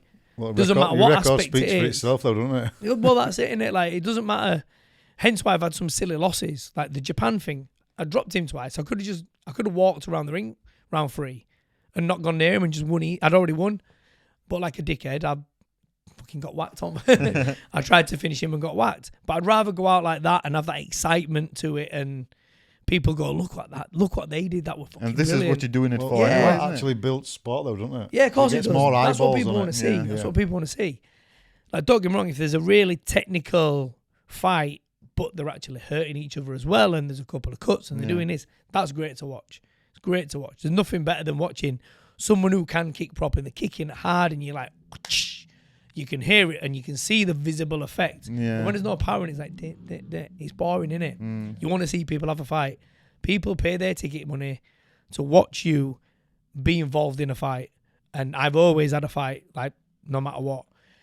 So yeah, we had a great fight, and So that was your favorite one. I lost on points, but Oh, so it was your favorite fight and you lost? oh yeah. But I lost on points, Right. but it was I loved every minute of it. Okay. And it was the first fight. It was the first ever Thai I'd fought, and I didn't fight. Like, a lot of Thais come over and they're like chefs and that. You know, you get jucked in with some, and they're not great, and people, beat a Thai, but you aren't, because you haven't fought an elite level stadium Thai. Yeah. My first Thai fight was against an elite level stadium Thai who was an Omnoy Stadium champion at the time I fought him. And you lost, And it I lost. was still And it was favorite. close. It was close. Yeah. And this is what it kind of goes back to what we said earlier as well about UK being so fair with judging. Yeah. The judges could have given it to me because it was a close fight. He won the first 3 rounds, 100%. But I won round 4 and 5. I battered him round 4 and 5. I was all over him, pushing him back. I won round 4 and 5 comfortably. They could have edged it to me, but again, when you know about scoring silly little things like you got my back in the clinch and stuff like that, and massive scores, so they edged it to him, which is fine. I did not care that I'd lost the fight. I loved every minute of it. It was fight of the year. I think in round 3, it just went off in round 4, and there were 50 odd elbows in round 4. We were both just fucking welling each other with elbows. It was just exciting. Yeah. We just loved it. Jesus. We both enjoyed it. It was a good fight. So that's my favourite. My least favourite got to be, I fought an Italian boy called Joseph Lasari, and that was when I retired in 2015. And it's a bit of a shitty story because it was when I was working for this guy in Birmingham. It was on his show. Yeah. I was meant to be fighting a Thai in a rematch for the ISK world title. Again, I dropped this Thai dropped me in round 1 or round 2. He dropped me in round 2 in America. I dropped him in round 3, dropped him in round 4. I'd won the fight. I went out round 5 and got fucking caught with a right hand like a dickhead. And I lost it, and I was like, I know I can beat him. I want get him back here. So I was meant to rematch him for a world title. It were about 3-4 years down the line since we first fought, and I was buzzing for it. And that was at 55.6 or something. A week before the fight, on like the Monday of fight week, the guy goes, he's not coming now. And I was like, why? Oh, he's asking for more. He's asking for more money now, and this, that, and the other, and making excuses. And I was like, well, no. Oh, so I've got you an opponent. It's Joseph Lasari. And I was like, I'm not fighting Joseph Lasari. At the time, he wasn't really anybody. He was doing well. He won a couple of world titles in Thailand in like the amateurs and stuff like that. But not in the pro, right? You'd not really heard anything of him, if that makes sense. I know he was doing well, but you'd not really seen him go like this level. Big enough name. And I was like, I'm not doing that. Fuck them. I'm just not fighting. Oh, no. Do this. I said, I'm not doing it. And it's not for the title now. It's not the rematch I wanted. And now you've told me I've got to make 52.5 rather than 55. So on 3 days' notice or whatever, on a week's notice, I've got to lose an extra 3 kilos. And it's not for a title. I said, I want more money then. So I got a little bit more money, so I did it.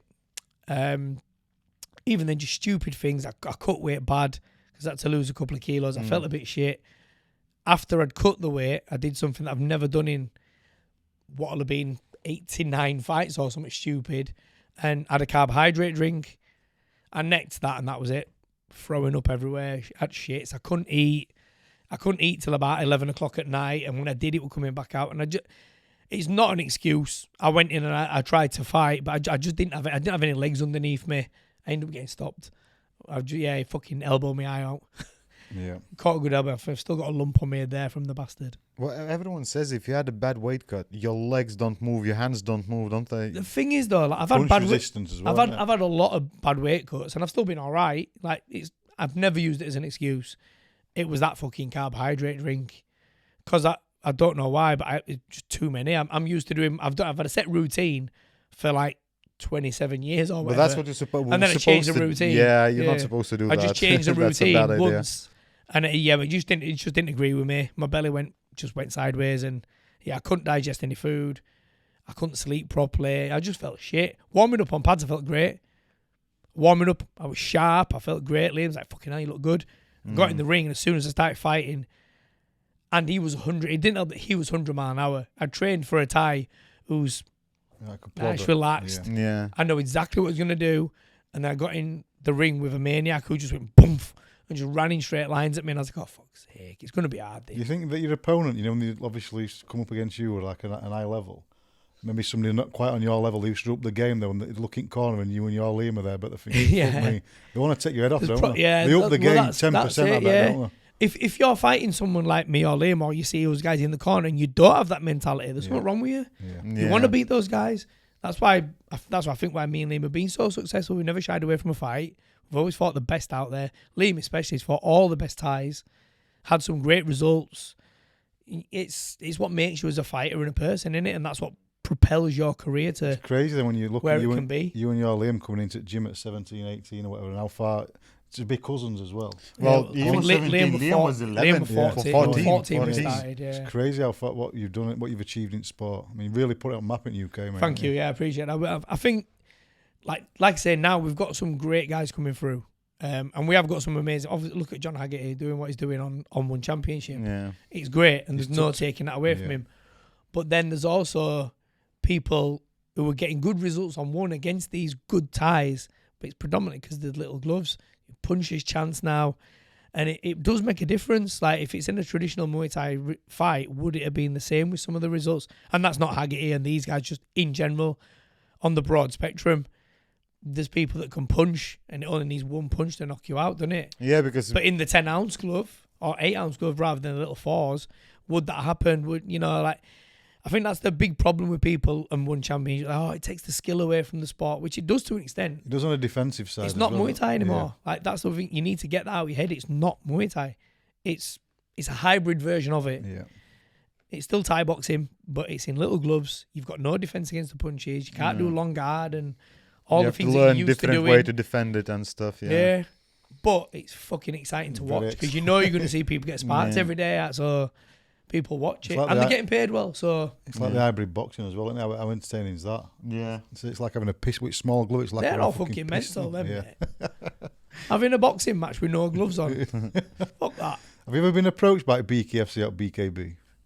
Yeah. We were in talks with Joe and Stefan, and we have had talks, but it's just one of them where I've gone. Don't get me wrong, I've taken a lot of damage in terms of cuts and things like that, but I've got to almost 47. I've still got my faculties around me. I'm all right, and I've got 2 young kids. Like my daughter's nearly 5. My little boy turns 1 next month. I don't want to be coming home with fucking cuts and shit everywhere. Like, don't get me wrong, the money that they offered is amazing, and the fighter in me would love to have a go. I'd love to do it. But when you have families, I would love to do it. But our lass would leave me. I'd never see my kids again, and it's just not worth it. Do you know what I mean? Like for all the money in the world, it's just for me in my stage at my career, it's just not worth it. So you think maybe 10 years ago you'd be all over it, wouldn't you? 10, 15 years ago, I'd have definitely had a bash. What does your wife think about your career? She keeps telling me to stop. What about kids? Do they know what you do? Yeah. Has she seen you fight? She's not only on like clips on Instagram. And so she has a bit. But she keeps doing this at the minute. I put a clip up a couple of days ago, and it's from I fought a Malaysian at Leeds Town Hall, and he split all my lip with a bat. I split my lip in half. I had cuts all over my eyes, and I come to the corner, and all the corner just look at my lip, and they're all like that, and put a towel over my lip, and I'm going, sort me eye out, and take a towel and fucking start wiping my own eye. I walked in the other day and she just went, sort me eye out. She's doing that, but it's one of them like a gentle reminder. Oh, my daughter's nuts though, bless her. Have you got a son and daughter then? I've got a boy and a girl. Yeah. Would you want what about you, young? How old your boy? There's only one. He's two in a couple of weeks. Yeah, 2 in a few weeks. What would you say? Or what would be your thoughts if he were to, at a certain age, realise who his dad really is, and want to do it? Yeah, want to do it. Yeah. Well, you will eventually. Listen, I think if anyone's going to do it, it'll be my daughter. No way. Well, so like my kids are like, my daughter looks just like her mum. My little boy looks like me, but she's got my mentality, and he's dead calm and placid. She's got no chance, bless her. She's mental. She's ace. She's nuts. But I think if either of them was to do it, it would probably be her. Daughter. Yeah. But it's one of them. I've always said like I honestly don't want them to fight because I know how I feel now. But they're also not going to do what I've done and all the stupid shit like cutting casts off your leg and fighting with broken heart. Yeah. You know what I mean? They're not going to do that. I hope not. Anyway, you don't know. But it's Dad will get them scissors. I know. Yeah, like, come here, son. It's one of them. In it, like I'd never tell them no, you can't do it. But I'm never going to say, right, you're doing this, you're doing that. It's up to them. If they want to do that, or they want to do ballet, want to do football, whatever they want to do, they can do what they want, as long as they enjoy it. And they actually, I'm not bothered what they do as long as they actually put the effort into it. I don't want to go like paying for something and they just half-arse it. If you want to do it, go do it. But when you get bored, like it's done and you're not doing it again. Do you know what I mean? Yeah. We'll go back to a bit. I had one question as well. Which fight you would say of yours taught you the most? You know, like it was the biggest lesson to. There's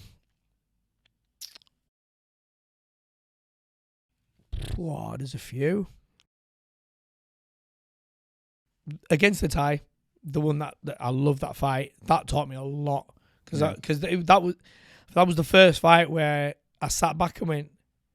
I never saw my fighting as a career. It was always a hobby. Right. I had a full-time job. It was just a hobby. It was just something I liked doing. And so basically, you had a career. You didn't realize you were having a career. I didn't take it. I was like European champion at the time or something. I wasn't even a world champion then. I don't think I might have had a world title. I can't remember. But no, I was European champion. I'd not even won a world title. But it was just a hobby. It was just like every now and again I got a nice belt and a little bit of pocket money. Do you know what I mean? The money was just whatever. I'd spend. You would have done it for free, I'd basically. spend that the next day going out. It was, I just did it because I enjoyed it. I loved it. But after that fight with the Thai, I was like, oh, do you know what? I'm actually not bad at this. I might take it seriously now. And that's when I started changing things up a little bit. I changed my job. I still worked, but I took a part-time job instead. So I had a bit more time so I could train in the morning and stuff like that. And started taking it a bit more seriously. Started training hard. I've always trained hard, but started doing things a little bit different. Changed my food a bit. Not doing stupid weight cuts anymore. Started changing things up a bit and tried to be a bit more professional. I learned how to score after that fight. 'Cause like I say, I had no idea really. I had a bit of a clue, but I still just wanted to punch you more than anything else. Because like I was like, I can kick you all day long, but if I punch you, that's when I've got more chance of knocking you out or hurting you. And I changed that mindset.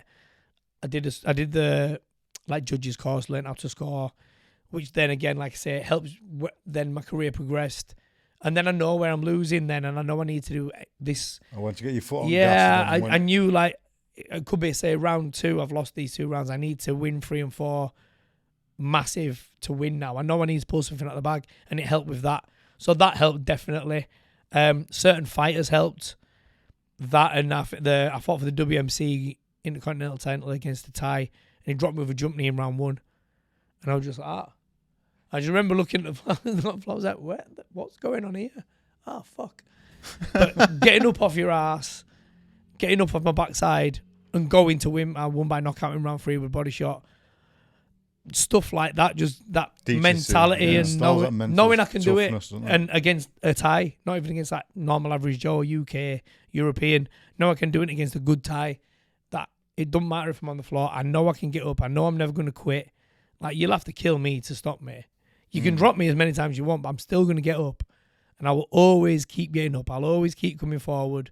So you need to put me out cold if you don't want me to do that. It brings you back to that heart again that you can't. Yeah, you can't teach, you can't teach heart. You can't teach heart. Yeah. I don't care what you say. And Andy, once you do finally hang them up, how do you want to be remembered as a fighter? Exciting. Someone who you know you're going to get your money's worth, which I think I've done. I don't think there'll be many people that won't say, fucking hell, watching Howson fight, he was an idiot. Just exciting. I won't dodge a fight. I'll fight anyone. I'm not bothered. That's it really. Just I think I've done quite well that even now when I'm, like I say, I'm nearly 50 for God's sake. I turn 47 next week, and I'm still recognised in the game, and I'm still known. Even though I've moved to boxing, I'm still known in Muay Thai, and I can still go teach seminars and things like that, like on my own. I'm with Liam and do stuff like that, and I'm still recognised as for what I did back then, even though I'm still not doing it now. That's nice. Still got kids coming up to you asking for a picture and stuff. When I don't even know who they are. Like they're nice, probably like 6 or 7 years old or whatever, and I've never seen them. Stuff like that's nice. Humbles you a bit. Yeah, that's it.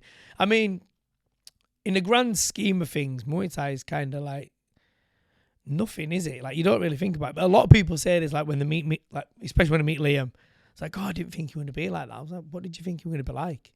He's just another knobhead from Leeds. Nice guy. Yeah, nice well, kid. we're just normal people from pretty shitty areas of Leeds that have happened to have a really good career in Thai boxing.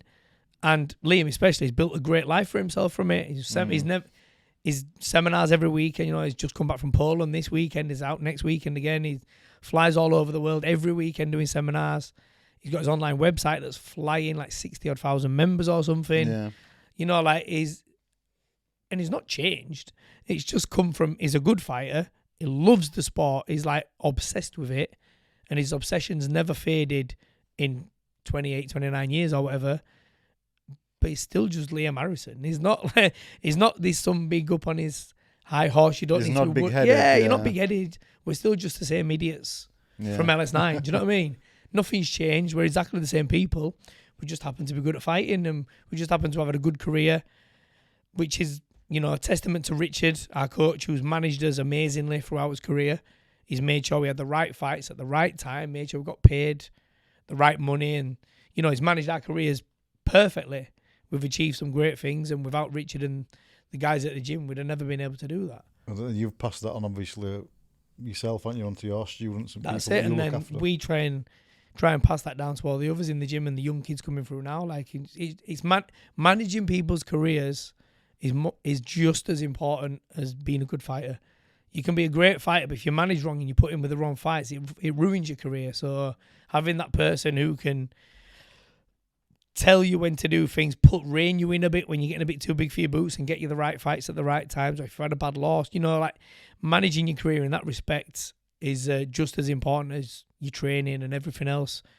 Like we do that, me and Liam do that with Hitman Fight League. Obviously we've got the show and the promotion that's massive, but we manage fighters as well. We've got a bunch of signed guys that we manage and get their fights and stuff like that. So we're trying to give it back with the shows, but also with running the fighters' careers for them, helping them get the right fights at the right times, getting them good money.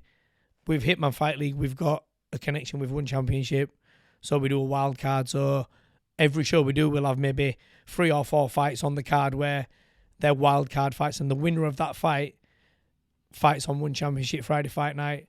Flights Really? Flights are paid for, hotel paid for. They get a good purse. They get a very good purse. So every big show we do, Manchester and London,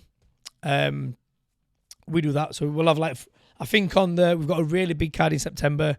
We've just joined forces with Yokkao sponsors anyway, but we've just joined forces with Yokkao to bring back the Yokkao shows. So it's Hitman Fight League presents Yokkao, and we're bringing over the big Thais again now. So we're bringing over Sangmani, who's one of the most decorated Thais, Lumpini, Rajadamnern champion, been around a long time, a brilliant fighter. We've got him against one of our young up-and-coming superstars, Ant Dairy, who's like 5-6-time world champion. He's already WBC world champion, knocked out some really good Thais. I think he's only 22.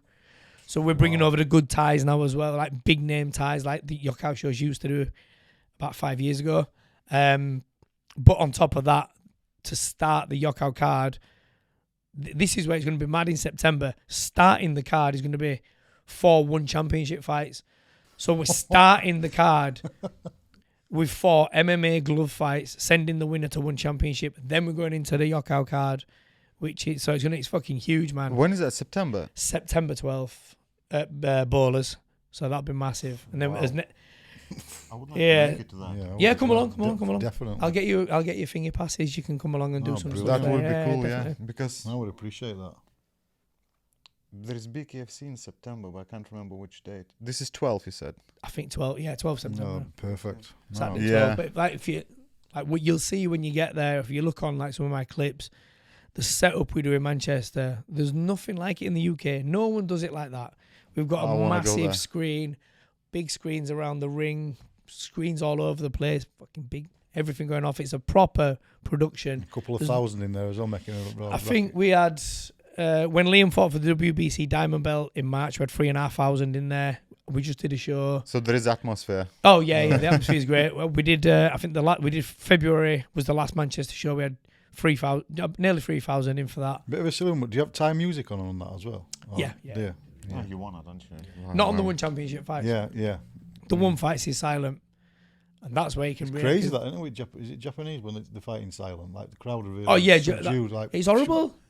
That's when I fought Is in that Japan. like their show Yeah. way of showing respect? I don't know what it is with them. Japan, it's more K1 in it. It's more kickboxing K1 style, so there is no music. Yeah. If But it's even more, the crowd though is more subdued. Like Yeah. no shouting. I think it's like a respect thing, isn't it? Yeah. it's mad. Like they want fucking subdued. When me and me and what is it, Nabachi Torado had that fight and we knocked fuck out of each other. I can't They went believe you mental. remember the names as well, because I can. I read it and I'm like, I barely can read it. 2 minutes later, I don't know what I read. I'm like, whatever, you know. See, my CT is not that bad. It's not that bad. Could be worse. Yeah. Yeah. As I said, you had Scott on a couple of weeks ago, Yeah. so Well, do you know what? We'll be there. 12th of September. Yeah, we will. Yeah. Let's put it in Definitely. yeah, calendar, yeah. I'll sort you. Because appreciate I'll this sort is your media something I pass. want to do, yeah. I want to see that. It'll be mega. The show will be mad. It's No. by far and away the biggest show of the year in the UK by a long shot. Yeah. Like I say, we've got Sang Mani coming over to fight Andy. We've got another Thai that we're announcing this week. Another very good Thai from Sausamai coming over to fight another English boy who's an up-and-coming kid who's on a massive win streak and just won an RWS a couple of times. So, yeah, there's some big fights lined up. And that's just them two. Then there's a massive undercard of brilliant top-level fights and 4-1 championship fights to start all that. So it'll be nuts. And tickets, if somebody wants to get tickets. If you want tickets for that show, if you go to the Hitman Fight League page on Instagram, the link's in our bio on there if you want to get tickets. And they're available now. They're available now. And They'll probably be gone very soon, to be honest with you. and with regards to Scott McHugh's promotion on 27th of next month, you're still waiting for your tickets, is that Still waiting for my tickets. Yeah. Scott Sort tickets out. is a flyer. He said to me over there, "Oh yeah, I'll drop them in, Jim." Didn't drop them in. Goes on holiday. Yeah. I'll post them today. But if anybody wants any of those, they can Yeah, look if up on anyone your wants Instagram. tickets, please come and support me. I'm a geriatric old fool fighting for another world title, trying to become a 2-sport world champion. Come and watch me fight Barnes and Metrodome. 27th of June on Scott McHugh show. It should be a good night. Yeah. No, we will be there, that's for sure. Andy, what can we say? We could go on for hours. It's already been hours, mate. That's the worst thing we could. We've been It's been an absolute pleasure. You're a legend in Muay Thai, mate. Yeah. And we can't wait to see you pick that title up, mate. Thank you very much, guys. I appreciate it. Thank you very much Cheers for coming. your time. Yeah. Thank you. Thank you. Yeah, cheers.